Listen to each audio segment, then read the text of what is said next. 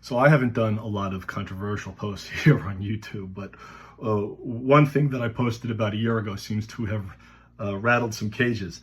It was about John Steinbeck's novel, The Moon is Down, and Tom Morello, the guitarist, the great guitarist, who had put that book on one of his top books that he was reading last year.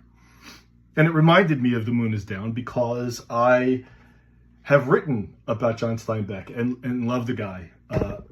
He's a kind of personal and a literary hero in a lot of ways. But twice in my less than 2-minute short, I said that The Moon is Down was not a very good book. And almost every comment I got, and I don't get a ton, but every comment I got was, what are you talking about? It's a great book.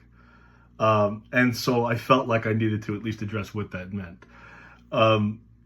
The Moon is Down, as I said in my short, was written specifically as American propaganda during World War II.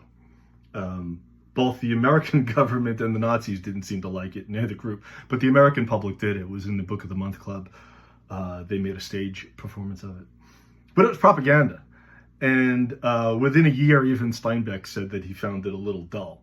And the reason is propaganda doesn't make ambiguous art. It doesn't leave a lot of room for interpretation. That's the point of propaganda. So it was really important as a thing to do, as a way to make literature work at a crisis moment in American history. But in terms of living on, it's limited. On top of that, Steinbeck, every so often in his writing, would go back to some ideas he had about ecology and biology and science and apply them to human society.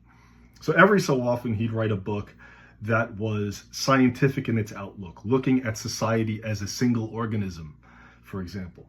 In a way, those books are laboratories for a guy thinking about science and society at the same time. Again, really important for his art, not always the best read. The Moon is Down is kind of that too in its own way. It's sort of a carryover from some of his earlier approaches. But the most important thing is when I say that John Steinbeck wrote a book that wasn't an entirely good book, that's actually not a criticism from me. The thing I admire most about Steinbeck was his desire to make his literature useful, literally useful to people in the world. And that takes real guts, because when you fail, you can fail miserably trying to make something useful. That's why there's very little very good propaganda out there. So I admire what I consider his less good books, maybe even a couple of failures. I admire those almost as much as I admire his great books, because I don't think you get the great books without some of the things he tried. And he's very unusual in American literature because he really did try. So I hope that explains what I meant by not a very good book. It's not a classic of world literature the way some of the other things he wrote were and would be, and why he got the Nobel Prize. But that doesn't mean I don't admire them greatly, because in American literature, he's kind of one of a kind.